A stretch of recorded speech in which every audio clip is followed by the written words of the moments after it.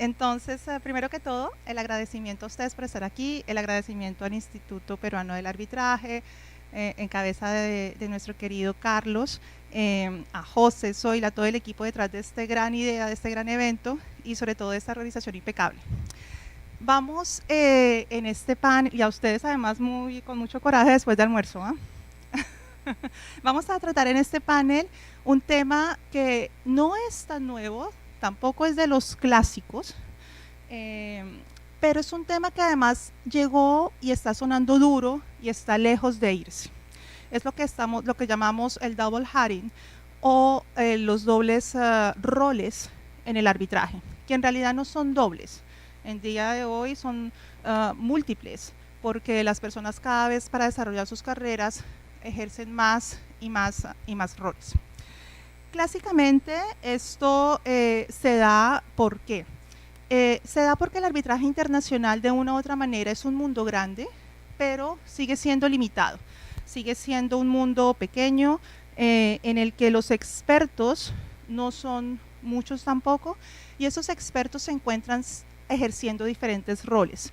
En un tribunal arbitral pueden encontrarse Diana, María Belén y yo nos podemos encontrar como árbitros, pero en otro tribunal Diana y yo perfectamente podemos ser representantes de las partes opuestas, o Diana continúa en su rol de árbitro y yo de abogada, y eso puede ocasionar cierta sensación de que algo no va bien, y se puede complicar las cosas cuando las temáticas además son muy parecidas, que es ahí cuando ya el conflicto se vuelve todavía mucho más complejo. Entonces, esto hace que el arbitraje tenga ese conflicto o esa predisposición a que se den los double hatting. Pero también el hecho de que el arbitraje internacional de por sí tiene como principio la privacidad y tiene como principio la confidencialidad. Entonces uno sabe poco sobre quién, qué tantos casos y con qué medidas se han decidido esos casos, y eso hace que al final de cuentas uno no sepa mucho sustancialmente hablando sobre la manera de decidir de las personas. Entonces, es así como nos encontramos con estos ejemplos que les he dado, pero también, y cuando les digo, y ese es el ejemplo clásico del double hatting, y el origen de esto es el conflicto que puede surgir de quien funge como árbitro y funge como abogado, al mismo tiempo en casos paralelos o en casos sucesivos, pero definitivamente siempre ejerciendo una especie de conflicto o mínimo una sensación de que algo no va bien y de malestar.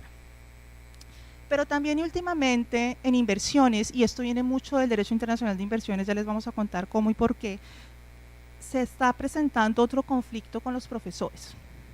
Como ustedes sabrán, muchos de los árbitros más reconocidos son profesores también, son profesores muy reconocidos. Estos profesores, como ustedes se lo imaginarán, hacen ponencias, dictan clases, son invitados a hacer presentaciones públicas y sobre todo escriben.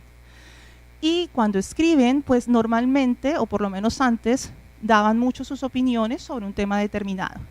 Al ser llamados luego como árbitros, una parte seguramente lo ha escogido precisamente por lo que ha leído de esa parte. Y esto es lo que hacen muchos los abogados junior, jóvenes en las empresas de abogados.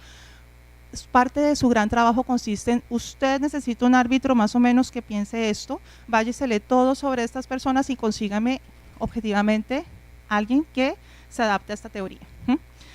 Pero así como le logra conseguir o persuadir de pronto ciertos casos por su manera de pensar, también la contraparte pues claramente va a decir que es un prejuicio y que está prejuzgando. Entonces eso también, y va a haber una pareja que se va a encargar precisamente de discutir hasta qué punto eso puede ser un prejuicio o no del caso.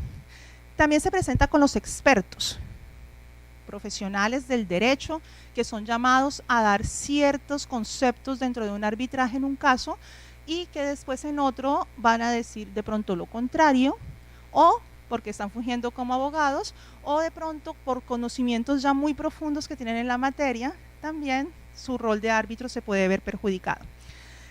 Pasa además, o podría pasar, y me gustaría a ustedes saber qué piensan al final en las preguntas, con los abogados que son abogados de un estado, defienden una causa con unos argumentos y después se quitan ese sombrero y se ponen el otro y van y defienden un inversionista con argumentos opuestos. Fíjense que es posible que eso genere un conflicto en sí, no lo sabemos, de eso se trata este panel, de ver hasta cuándo sí, hasta cuándo no, pero lo mínimo que sí puede generar es cierto inconformismo, cierta sensación de algo está pasando, algo de pronto no está muy bien. Todos estos roles, estos conflictos pueden ser graves, también pueden llevar a lo que se llama una confusión de rol, que está pasando además en inversiones mucho, y estamos hablando de pronto ya de árbitros extremadamente experimentados que quieren hacer básicamente que sus decisiones trasciendan. Entonces, independientemente a veces de los casos y de los hechos, quieren hacer lo que se llama en nuestras jurisdicciones doctrina. Y nada más peligroso que eso también. Para que ustedes vean más o menos, todas estas aristas son las que vamos a tratar en este panel.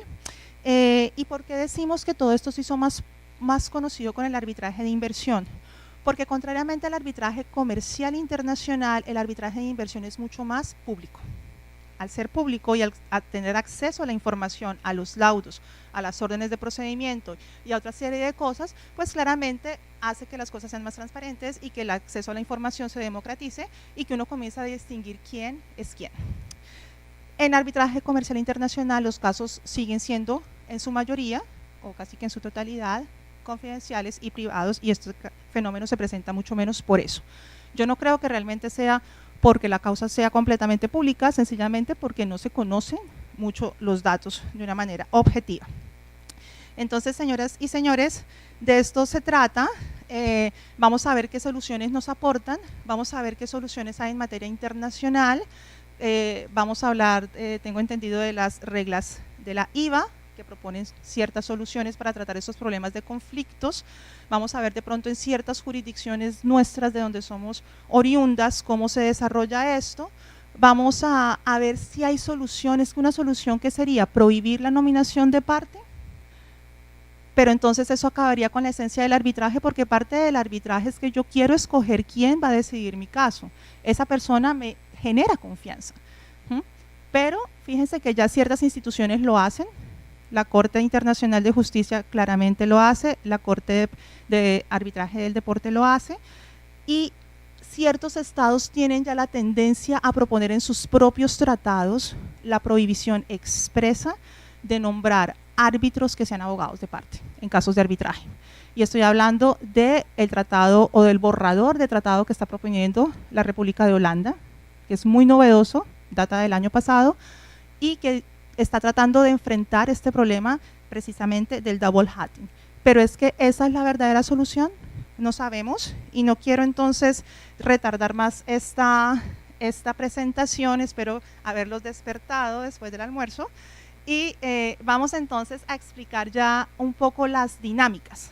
Vamos a repartir este panel en parejas. Vamos a comenzar con mis queridas colegas que están a mi derecha, sí, estoy bien, que no me equivoque porque además derecha y izquierda no son mis amigas. La otra derecha, cuando tomaba los cursos de conducción, a la derecha, no, a su otra derecha. Entonces tenemos en la extrema derecha, pero no por sus orientaciones, sino por mi posición, a Roxana. Roxana Galloso Arnillas es nacional, colega de ustedes, nacional peruana, asociada principal del área de litigios y solución de controversias del estudio Echecopar, asociada a Baker & McKesson Internacional, y cuenta con más de 20 años de experiencia en asesoría de empresas, tanto judicial, en materia judicial como arbitraje, y Roxana es una experimentada profesora también. Tenemos a nuestra colega venezolana, Diana Druller, que le encantaría, además estábamos comentando de la situación y estamos muy optimistas para que todo siga por buen camino en tu país, Diana, y tuyo también, Marisabel. Es árbitro internacional, consultora internacional en disputa de resolución de disputas, miembro de la Corte Internacional de Arbitraje CCI, fue directora durante muchos años, desde el comienzo en la Cámara de Comercio de Caracas de arbitraje hasta hace muy poco, el 2015, presidenta de la International Federation of Commercial Arbitration Institutions, desde el 2009 también hasta hace muy poco, 2017, básicamente tú tienes una experiencia muy institucional y queremos rescatar eso, Diana, para que al final nos acompañes con unas conclusiones sobre ese pequeño conflicto que también olvidé mencionarlo en la introducción, es el que se podría generar entre quienes ejercen el rol y tienen el sombrero institucional y después pasan a ejercer, o qué pasa con eso. Entonces, a ver si nos orientas un poco a ese nivel. Este panel nos va a tratar, entonces ustedes van a tratar la cuestión del abogado y del árbitro. Las dejo, entiendo que vamos a tener una dinámica básicamente, son 15 minutos, yo creo que por eso siempre me escogen de moderadora, me llamo Diana Correa y tengo la correa en la mano. La pobre Olena, tengo que explicarte después estos términos, de pronto pueden sonar muy agresivos. Pero todo esto para decir que voy a ser muy estricta con los tiempos, tienen 15 minutos y entiendo que tú, Roxana, nos vas a hacer una presentación que seguramente Diana va a criticar en algunos de sus aspectos. ¿Sí? Entonces, por favor.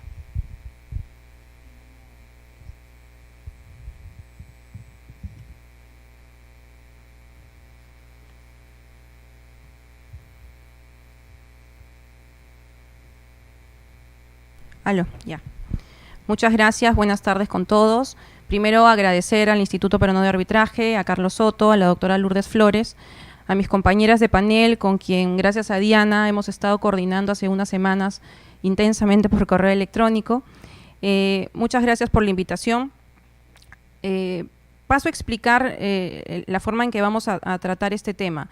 Coordinamos con mi colega, con Diana, ayer, en hacer una presentación del tema, que es la que me voy a referir en este momento, y luego me voy a referir a 3 casos en concreto para poder discutir con ella respecto de nuestra opinión. No necesariamente, y lo comentábamos ayer, la posición, mi posición en este caso es la que es mi posición personal, pero vamos a llevar a extremos los casos para que sea más útil advertir de qué estamos hablando en este caso de doble hatting y conflicto de intereses, etcétera.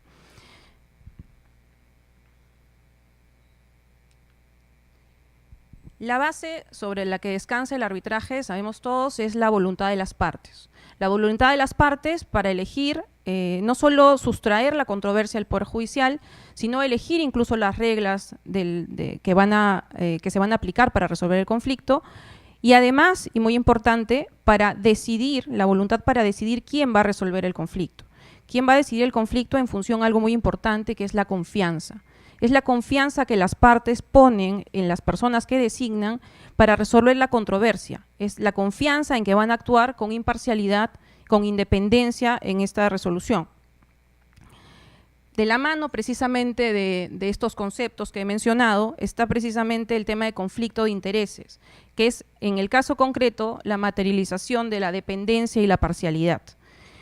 El conflicto de intereses no es otra cosa que esta posibilidad de que algún tipo de influencia, presión o interferencia influya o se aplique a los árbitros que van a tener esta potestad de resolver. Y en este ámbito de conflicto de intereses precisamente está el double hatting, que en el caso de Diana y en mi caso se va a referir a la relación abogado-árbitro. Muy brevemente, solo para apuntalar un poco lo que dijo Diana en la presentación respecto a qué se regula sobre este tema. Me pareció curioso recordar el caso del CAS, del tribunal al que tuvimos todos en Perú presente por el caso de Paolo Guerrero, revisando el reglamento que aplica a la resolución en este tribunal que tiene sede en Zúrich, en Suiza. Me llamó la atención precisamente una de las cláusulas que se refiere expresamente al doble hatting en estos términos. Los árbitros y mediadores no pueden actuar como abogados de una parte ante la CAS.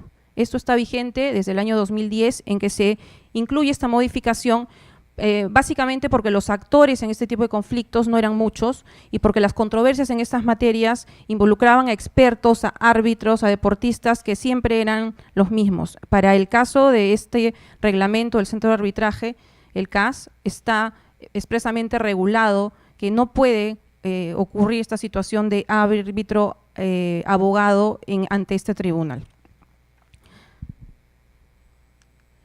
En otro de los reglamentos que conviene mencionar es el de la Corte Internacional de Justicia, que para los tribunales ad hoc, en expreso para los tribunales ad hoc, ha establecido esta regla.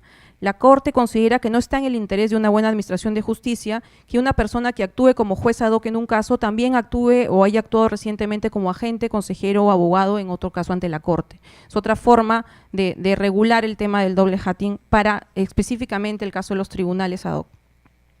Y finalmente, y esto es lo que seguramente más tenemos en la mente todos nosotros, porque estas son las mejores prácticas internacionales que felizmente se vienen incorporando cada vez más a nuestros tribunales arbitrales nacionales, a nuestros arbitrajes que están siendo reconocidos por reglamentos arbitrales como AmCham, por ejemplo, que expresamente ha establecido que se van a aplicar, salvo que las partes expresamente manifiesten que no.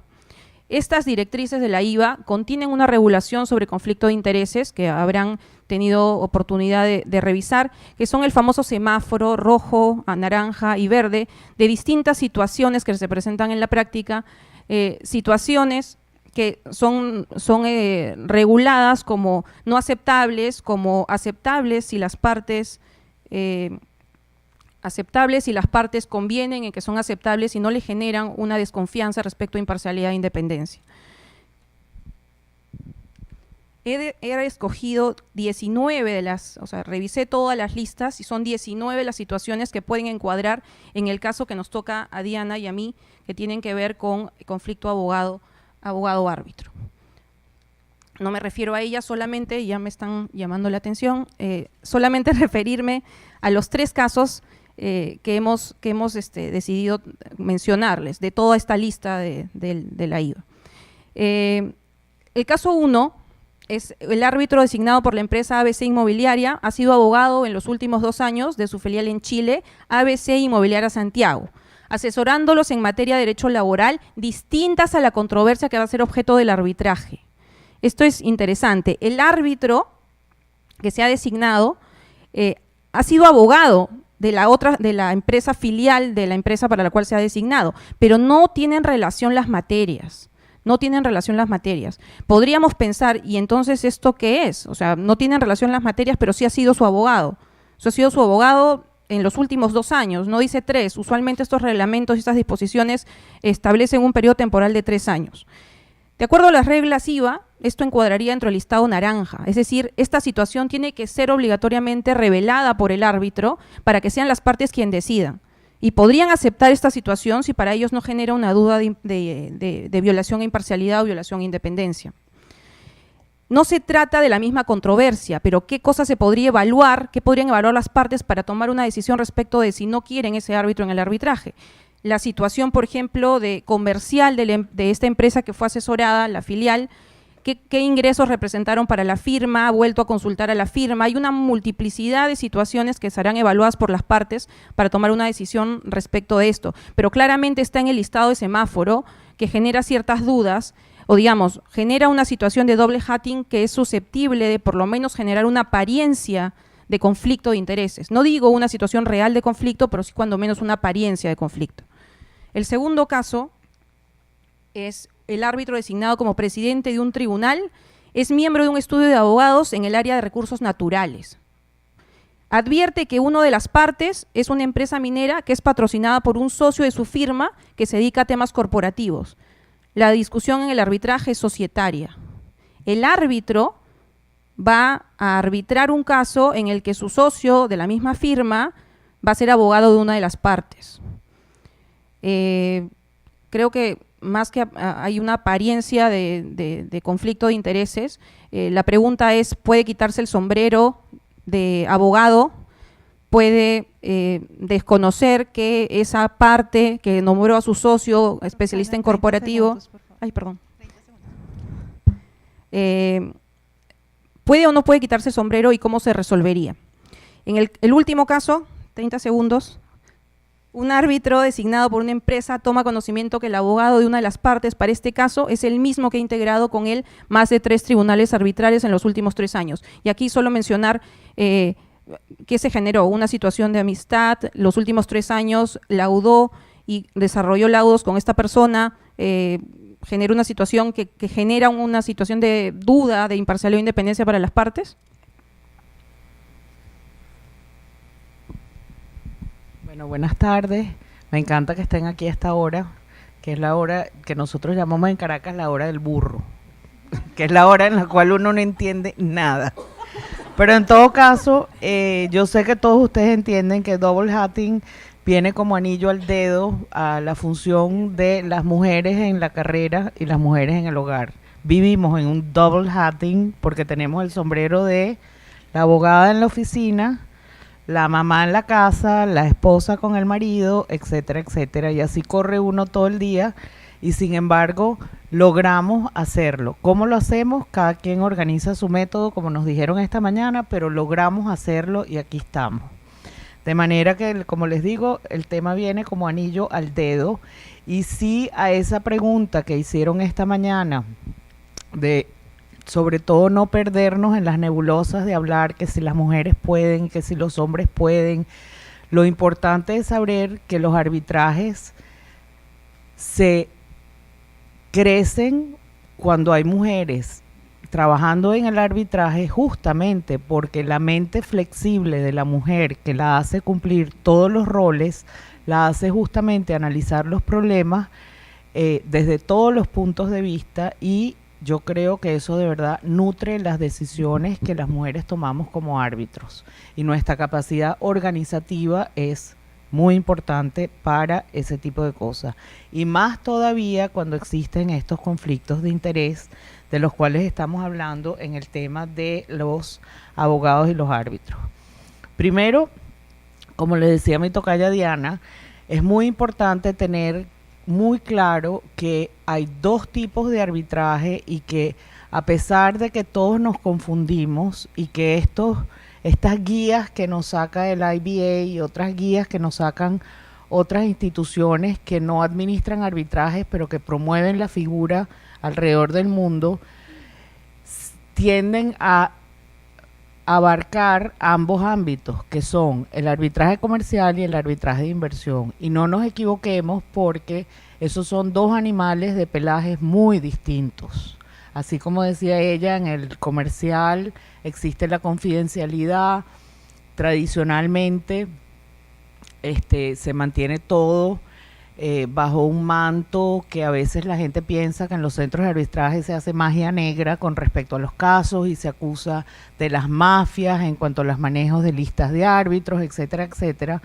En el arbitraje de inversión es público. Sin embargo, esa línea se ha venido borrando también y hay una confusión, no solamente porque estos instrumentos los tratamos de aplicar a ambas partes, sino también porque las instituciones tradicionalmente, CIADI hacía arbitraje en materia de inversión y hoy en día hay una serie de otras instituciones que han modificado sus reglas para también hacer arbitraje en materia de inversión, y son reglas, por ejemplo, las reglas de la ICC o la CCI, son reglas que fueron pensados originalmente para un arbitraje en materia comercial y luego fueron modificadas. Lo mismo pasa con el Instituto de Arbitraje en Suecia, y así podemos ver que hay una serie de instituciones que han venido cambiando sus reglas. Entonces, no es muy claro y por eso es que el IBA se llama Guidelines, es una guía. No hay una línea definida en cuanto a cuáles son los conflictos de interés. Entonces, hay que tener muy claro, por ejemplo, la realidad de las carreras de la gente. Nadie se gradúa de la universidad y dice, yo ahora voy a ser árbitro. No, la gente trabaja como abogado, trabaja en un escritorio, trabaja en una institución y poco a poco agarra la experiencia y de ahí en adelante pasa una transición donde por circunstancias de la vida, oportunidades que se presentan, que habló todo lo que se dijo esta mañana, que mi mentor me lo dijo, que tengo un sponsor dentro de la firma, que desarrollé una tesis sobre un punto en particular y entonces decidieron proponerme que me inscriba en la lista de árbitros porque resulta que mi tesis era sobre derecho aeronáutico. Y hay un caso donde necesitan un experto, una persona que sea un abogado experto en ley aeronáutica. Perfecto. Entonces, ¿en qué esa persona que quiere actuar en uno de estos supuestos que hablamos pero que todavía actúa como abogado, en algunos de sus casos como abogado de parte, y en otros casos actúa como árbitro, pienso yo que sería muy injusto decir, no, o eres abogado o eres árbitro, porque entonces no habría no podría fluir la gente en su carrera de un sitio a otro. Luego, como les decía, también hay los casos en los cuales hay ciertos expertos en cierta materia y son los que siempre nombran en esas materias. Lo otro, y estoy corriendo porque estamos sobre el tiempo y además suenan campanas, lo otro que creo que es muy importante tomar en cuenta es el hecho de que cuando uno habla de que un cliente escoge siempre a los mismos árbitros, y hay que tener muy claro en quién es el cliente y quién es el abogado de la parte, porque bien puede ser que la compañía X o Z le guste nombrar a Diana Correa o a María Belén en ciertos arbitrajes, o si es más bien el grupo de abogados o el bufete de abogados donde trabaja Roxana la que los nombra, porque el cliente no es el abogado, el cliente es la compañía. Entonces ahí también hay unas áreas grises en las cuales hay que tomar muy en cuenta y no hay una regla que diga esto es blanco y esto es negro. Por otro lado, también hablamos, no sé si quieres que la parte institucional más bien la deje para después. ¿La dejamos para después? Ok, ¿hasta dónde? Claro, y lo otro es, otra cosa que tú mencionabas, y es hasta dónde busca uno cuando tiene que nombrar un árbitro para un caso, hasta dónde busca uno un árbitro que uno sabe, que uno leyó el libro de Derecho u Obligaciones o Contratos y sabe que la interpretación de ese árbitro en particular es la que uno le conviene para ese caso. Y eso es dependiendo de si yo soy el abogado de la demandante o el abogado del demandado. Porque dependiendo de cuál es la fortaleza y la debilidad de mi cliente, es que yo voy a salir a buscar un árbitro que esté de acuerdo con la fortaleza o la debilidad, o sea, que me convenga dependiendo de cuál posición tengo. Hasta ahí. Muchísimas gracias, Diana, pero además perfecto, porque vamos a pasar así sobre el próximo posible conflicto, sabiendo que este es como el mayor, y vamos a volver sobre él porque precisamente es un conflicto muy grande, pero eso nos permite pasarle la mano a Ana Carolina Weber y a Belén Merchant para que nos hablen de ese conflicto entre el profesor o el académico, que también es árbitro. Entonces, simplemente para darles una pequeña introducción de quiénes son nuestras panelistas, María Belén Merchant, aquí a mi derecha, socia del Estudio Jurídico Quevedo Ponce del Ecuador, con especialidad en litigio por la American University, con ejercicio profesional enfocado en el arbitraje y litigio complejo. ¿Y dónde estás, Ana? Creo que estás a mi extrema izquierda, y aquí estás en. Ana tiene un doctorado en Derecho Comercial por la Universidad de Sao Paulo, maestro en Derecho Internacional por la Universidad del Estado del Río de Janeiro, socia de EICIRIC Abogados, actúa como árbitra y como secretaria de tribunales arbitrales. Chicas, colegas, bienvenidas. Perdón. Solamente para explicarles un poco la dinámica de este panel, va a ser un poco más diferente, tal vez vamos a tener unas teorías un poco más opuestas, lo hemos pensado así lo han trabajado así nuestros panelistas, pero yo quisiera decir que las opiniones que ellas van a expresar en este momento no corresponden necesariamente, hablando de double hattings y de posibles conflictos, a sus verdaderas creencias.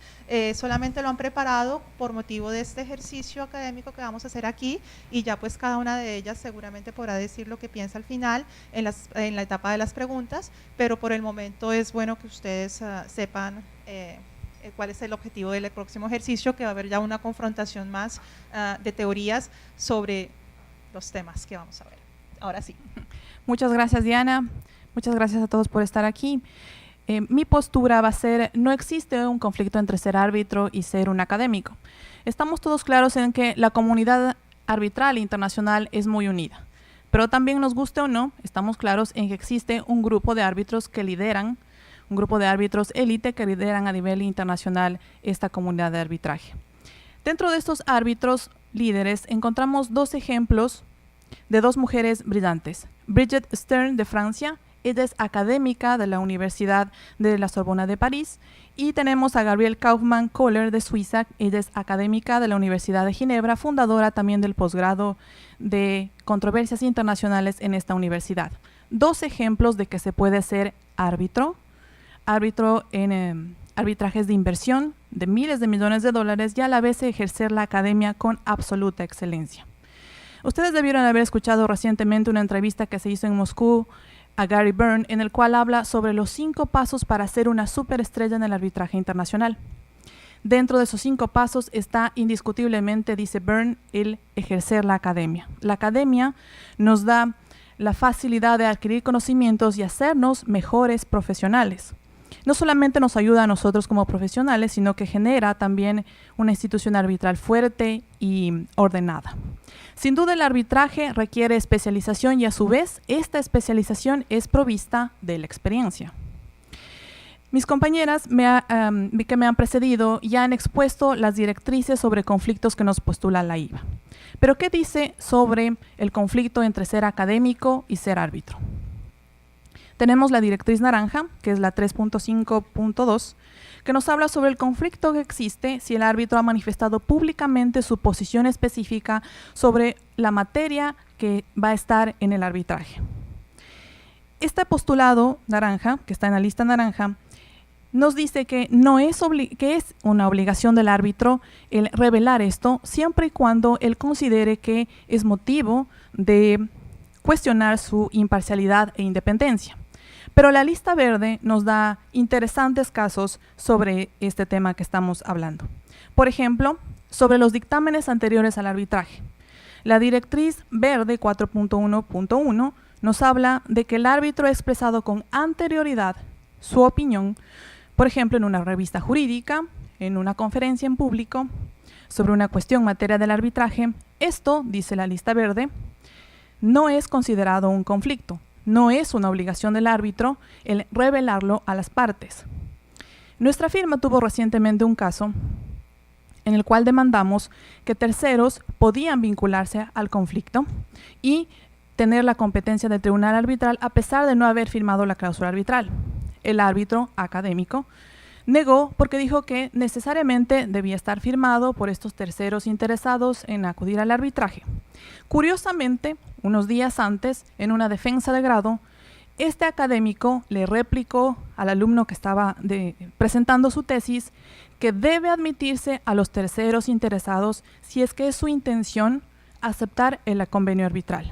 Es decir, un árbitro puede tener una posición académica, pero eso no necesariamente va a reflejar que en un caso va a exponer esa posición académica.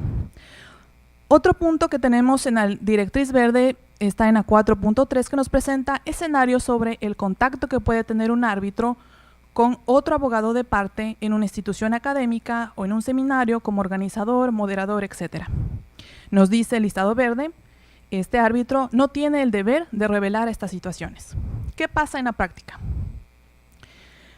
La alegación de conflicto de intereses por la existencia de una relación académica no ha prosperado. Tenemos una sentencia de la Corte Suprema de Costa Rica en el caso Scott Paper Company versus Diario Express, en relación a unos 2 profesores que daban clase en una escuela libre de derecho. Lo que dijo la Corte fue que la condición de ser profesores universitarios no genera dudas sobre la imparcialidad que puedan tener estos árbitros al momento de decidir la controversia. Y un último caso, pues ya no me queda tiempo, es ¿qué pasaría si el árbitro es un profesor universitario que ha sido designado por otro profesor que posee una importante influencia en la carrera de ese árbitro? En un arbitraje, solo déjame terminar este caso, en un arbitraje, porque me parece interesante, en un arbitraje 115-2010 regulado por reglas UNCITRAL, la parte demandante impugnó al árbitro designado por la parte demandada porque dijo que estos 2 profesionales habían compartido posturas académicas, habían escrito libros académicos, habían escrito artículos académicos y además eran compañeros, colegas en la misma facultad de Derecho. lo que resolvió el Comité de la Cámara de Comercio de Estocolmo es que no existe conflicto en estas circunstancias y resolvió desestimar la recusación. Gracias, Diana. María Belén. Ana, creo que eso nos va a cortar el tiempo, lo siento mucho, pero acabo de recibir yo misma una directiva. Sí. Entonces vamos a reducir a 5 minutos las presentaciones, por Sí, favor. voy a intentar. Sí. Entonces, muchas gracias, Diana, muchas gracias, IPA. Esta presentación cortita es para discordar de Belén. Intenté ir un poco adelante en las ideas para trabajar un poco el concepto del árbitro, no solo de abogados árbitros, pero árbitros que pueden tener una formación, por ejemplo, de ingeniería. Entonces, y también un poco más a la función del profesor. Entonces, ¿cuál es la definición del profesor? Es una persona que tiene por oficio enseñar una ciencia. Entonces, para crear sus conocimientos, esa persona tiene que pensar, tiene que analizar situaciones, tiene que debatir sus ideas con sus compañeros. Y esta libertad para debatir y enseñar puede estar amenazada si esta persona va a desempeñar funciones como árbitro. Por ejemplo, si yo tengo un arbitraje de ingeniería relacionada a construcción de una sonda espacial entre un gobierno y una empresa privada. Esta sonda fue contratada para permitir la visualización de agujeros negros. Bien, cuando la sonda es lanzada a la atmósfera, solo permite la visualización de la Luna. Y a mí me gustaría, en el procedimiento arbitral, como representante del gobierno, escoger un árbitro que conozca el asunto. Y si quiero, por ejemplo, escoger un árbitro que es un profesor de Cambridge, como era Stephen Hawking, una persona que conoces mucho de cómo las máquinas tienen que funcionar. Esta persona, si yo la escojo y voy a nombrarla para el arbitraje, yo puedo comprometer su trabajo como profesor. ¿Cómo él puede pensar libremente sus teorías y crear sus conclusiones si va a estar vinculado a un posterior juzgado? Entonces, también este conflicto amenaza la educación por completo. ¿Sería posible poner una libertad inherente a la función de enseñanza a los intereses privados de una parte? Yo fui a la declaración de Incheon, que es una declaración de UNESCO hacia una educación inclusiva y equitativa. En esa declaración están tratando de todos los niveles de educación, entonces, para los niños y también en las universidades. Y hay un pequeño texto que dice allá, esto incluye un mayor acceso en condiciones de igualdad a la enseñanza y formación técnica. Bien, ¿qué de esto interesa el arbitraje? En arbitraje, muchos árbitros que son nombrados por las partes ejercen cargos de profesores en universidades. Los profesores son esenciales al desarrollo de la educación. Entonces, ¿cómo vamos a alcanzar un gran nivel de calidad de la educación como nos propone la declaración? Si este profesor va a tener sus libertades limitadas por cuenta de un posible juzgamiento en arbitraje. Entonces, esa importante función del profesor para la educación también es una medida para intentar disminuir los nombramientos de profesores como árbitros. Entonces, la misma cosa, si voy a escoger un profesor, como Belén estaba hablando, de que ya ha pronunciado una opinión. Y cómo la otra parte va a desarrollar su derecho de presentación de su caso, si este árbitro ya tiene una posición definida. Entonces, la libertad de las partes también puede estar amenazada. Y pienso también que podríamos mirar la lista roja de IVA. Belén, no sé si ha mirado este ítem. Podríamos tener, y pienso que es importante, una interpretación más amplia del número 2.1.2, en cual es dicho, en el pasado el árbitro intervino en el asunto. Entonces, en el asunto también puede ser en el tema. Y con esto ya llegué a mis 5 minutos de 30 y pienso que, más que después vamos a hacer mejor una imposible, votación. decimos en Sí. colombiana. O Sí. sea, tienes derecho a que te demos 10 segundos después. Sí. ¿Qué tal? Y pongo la risa de mala, ¿no? Uy, me sonó a mí. ¿Ven? Dicen, exactamente. Chicas, entonces las invito sin tardar más, pero antes quiero presentar a María Isabel Pradilla Picas, aquí a mi lado, abogada en Jones Day, Washington, D.C. Ella centra su práctica en arbitraje y litigio de disputas comerciales y de inversiones complejas con un enfoque particular en América Latina. María Isabel ha representado a clientes en relación con tratados de inversión y arbitraje comercial bajo los reglamentos NUDMI, CIADI y CCI. María Isabel se tituló de abogada en Georgetown University, tiene una maestría en negocios internacionales y su licenciatura en economía. Eso no lo sabía.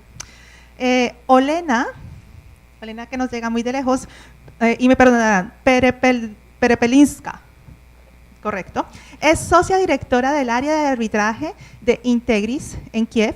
Es presidente de la Asociación Ucraniana del Arbitraje, presidente del capítulo Polonia-Ucrania del Club Español del Arbitraje, fíjense cómo se asocia Ucrania, Polonia y España, y miembro de la Corte Internacional, mucho más afuera todavía, de arbitraje de la CCI. Entonces, sí, habla español perfectamente, entonces bienvenidas las dos, y vamos a seguir con el tema grueso del conflicto árbitro-abogado, con el toque además del experto, ¿verdad? Chicas, se nos reduce el tiempo a 5 minutos para cada una, lo siento.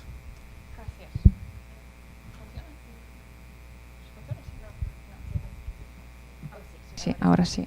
Pues es primera vez para mí en Lima y muchas gracias a Carlos por esta invitación y esta oportunidad excelente.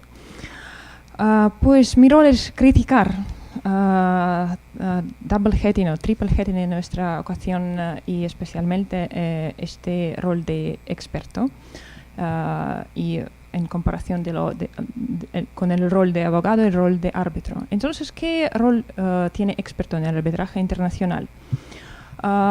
Es muy parecido con el rol de abogado, pero sí hablamos de expertos de las partes. Pero el experto no puede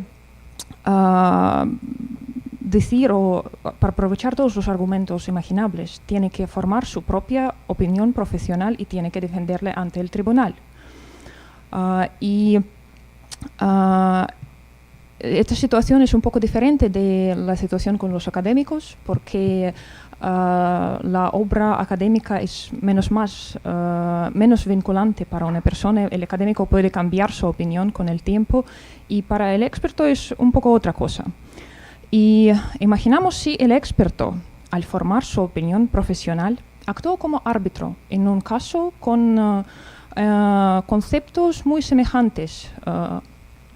Y entonces, claro que hay riesgo aparente que no puede ser capaz de participar imparcialmente como árbitro en este mismo caso y decidir las mismas cuestiones y los mismos problemas de manera imparcial o por lo menos aparecer imparcial. ¿Y cómo puede distanciarse de su propia opinión ya formada y decidir algo diferente?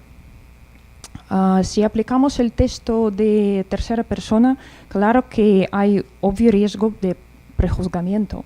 Y en esta situación, claro que una de las partes lo van a recusar.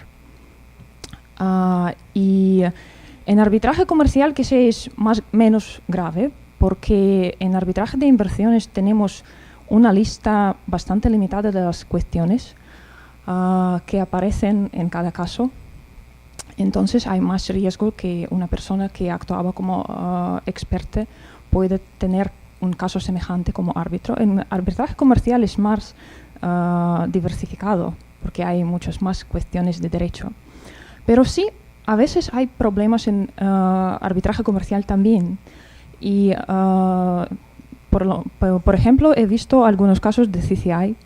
En uno, una parte ha nombrado como árbitro una persona que actuaba como experto en otro caso, en el cual esta parte ha participado, pero el experto fue nombrado por otra parte. Y claro que había muchas nuances adicionales como derecho aplicable, contrato idéntico y otras cosas, pero la recusación fue aceptada. Y para mí lo más importante en tal situación es la apariencia, que eso todo creo. Que claro que, como decimos en inglés, es it smells, que tiene un olor muy mal. Y al crear tales problemas y tantas recusaciones y tantos riesgos de anulación de laudos, quizá necesitamos revisar el sistema. Si hay tantas partes disatisfechas con tal situación, quizá tenemos que cambiar las reglas y simplemente prohibir que ese double heading o triple heading. Y entonces hay modelos como hacerlo, hay BITs de Unión Europea y Canadá, de Unión Europea y Vietnam, ese modelo BIT de Holanda que prohíben hacerlo de una u otra manera. Algunas instituciones también pueden introducir las reglas que lo prohíben. Entonces vamos a tener menos problemas, un sistema más estable y los usuarios que creen que el sistema funciona bien. Yo no sé si tengo algo para contar sobre Ucrania o... Dejémoslo ahí más bien y Sí, si no se hace, sí. volvemos a hablar. Entonces, sí, mis 5 minutos. Muchas gracias.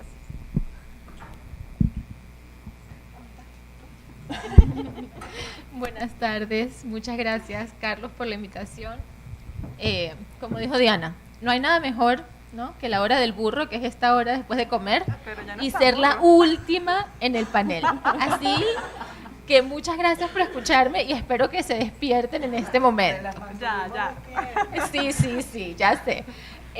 Mira, la posición que yo tengo es un poco difícil en este panel, porque la posición que debo tomar es que estoy de acuerdo, no solo con el double hatting, pero estoy de acuerdo con el triple hatting, que está bien ser experto, está bien ser abogado de parte y está bien ser árbitro en los casos, y por lo general yo trabajo en arbitraje de inversión, en los casos de arbitraje de inversión que son públicos generalmente. Entonces, la opinión en general es como lo que dice Olena, it smells, que nosotros en Venezuela le diríamos huele a picho. Y es porque tiene razón, porque esta es la percepción de que la persona no puede ser independiente, que va a haber prejuicios. Sin embargo, hay ideas que se están circulando en la literatura que son interesantes porque también tienen que ver con la razón por la cual estamos acá, que es la idea de la diversidad, ¿verdad? De cómo podemos hacer que nuevas personas, bien sea de género diferente, bien seamos mujeres, bien sea porque son personas que acaban de empezar el trabajo, que llevan 5 o 10 años de trabajar como abogados, puedan entrar a ser árbitro, bien sea de lugares en el mundo que generalmente no vienen, que no sean de la europea, de Europa del Oeste, o que no sean de Estados Unidos o Canadá. Entonces, ¿cómo hacemos para que esta gente, incluyéndome yo, entre a este ámbito, a este gremio? Entonces, una de esas ideas, ¿cuál es? Es la idea de que el permitir que exista esta cantidad de roles múltiples es bueno para estas minorías. ¿Por qué? Porque, por ejemplo, y pongo mi ejemplo, yo trabajo como abogada, ¿verdad? Y como abogada también tengo mi familia, tengo las cosas que necesito hacer y tengo que ganarme la vida siendo abogada de parte. pero me encantaría ser árbitro, por ejemplo, pongámoslo. Y pongámosle que me sale un nombramiento de árbitro y me dice esa institución, no, perdón, pero no puede trabajar como abogada de parte ya, porque ahora ya es árbitro.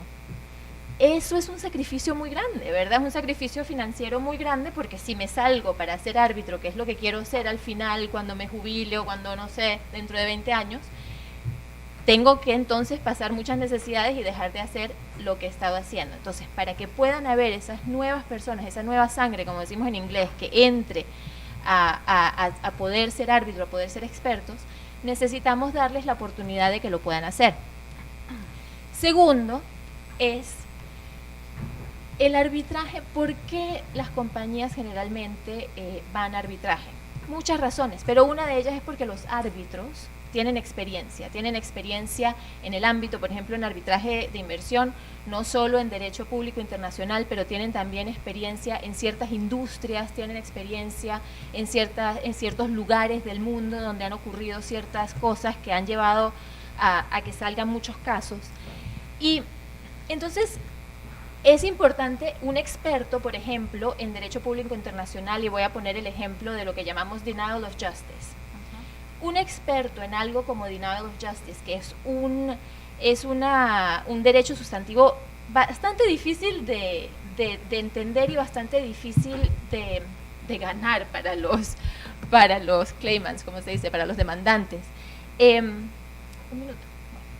Entonces, ese experto, por ejemplo, si es árbitro también, es una persona que sabe mucho de ese tema, si el caso tiene específicamente ese tema en particular como algo dispositivo en el caso. Entonces no es siempre que sea malo, sí, puede que haya una predisposición, pero por lo menos esa predisposición está conocida y se puede hacer, porque por más que no tenga una predisposición, los hechos del caso cambian, ¿verdad? Y uno aplica lo que es, por ejemplo, el denial of justice a esos hechos. Entonces, esas son las dos cosas que yo pienso que pueden ser beneficios.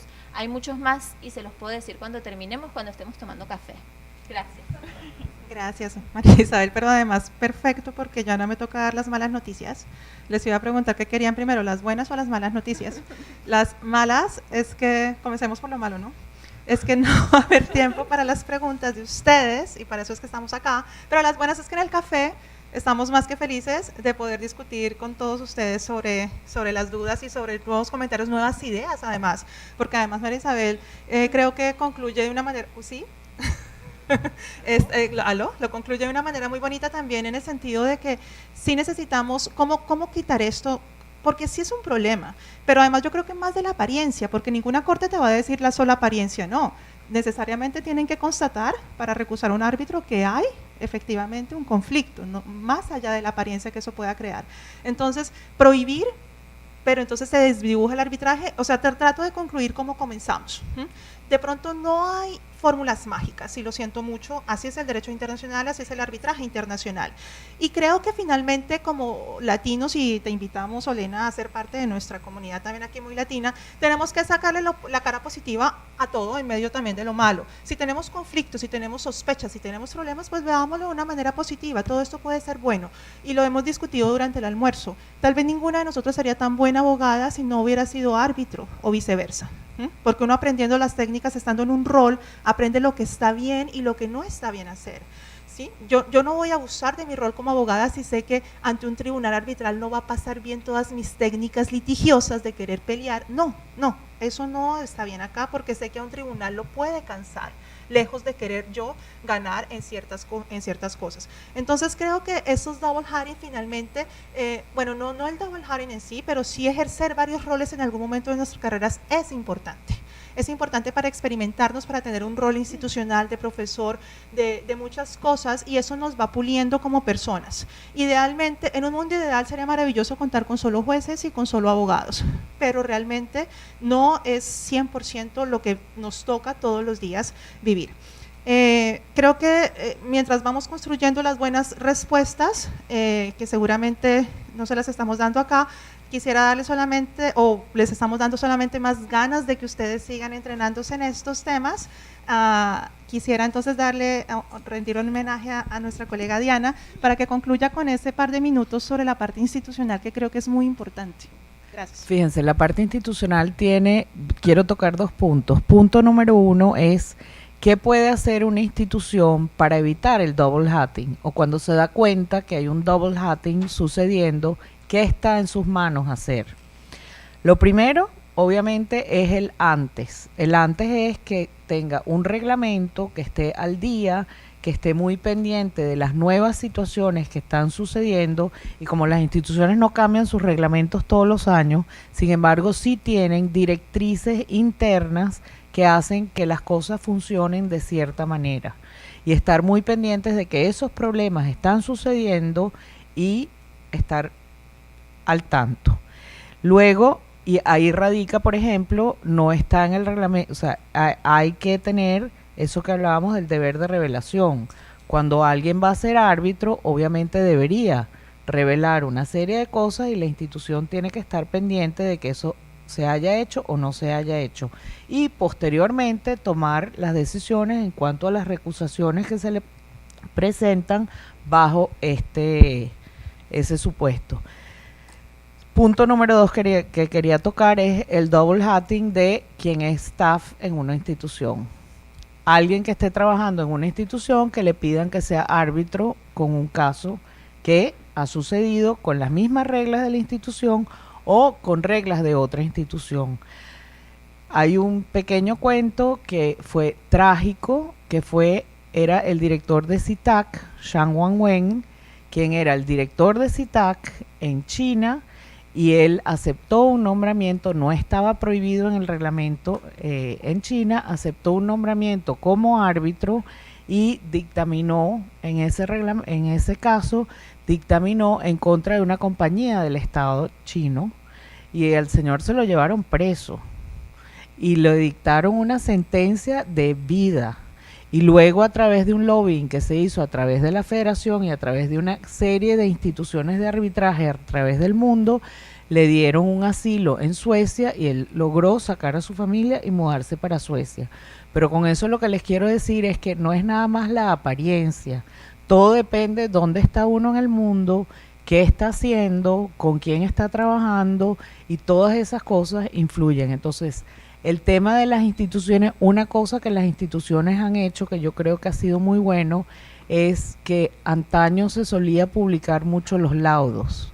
Se les hacía lo que llamaban el sanitizing, le saco el nombre de los árbitros, le saco el nombre de la compañía, pero como el mundo del arbitraje internacional sigue siendo un ámbito bastante pequeño, todo el mundo sabía quién era el caso y quién era el árbitro, porque se sacaban las conclusiones. Y entonces las instituciones infirieron que se hacían los laudos, los árbitros se estaban tardando más haciendo los laudos, hacían unos laudos que eran unos libros, porque la gente quería hacerse propaganda. Lean mi laudo que me está publicando, ergo, nómbrenme en otros casos. Entonces la mayoría de las instituciones decidieron no publicar más los laudos, y yo creo que ese ha sido un gran positivo.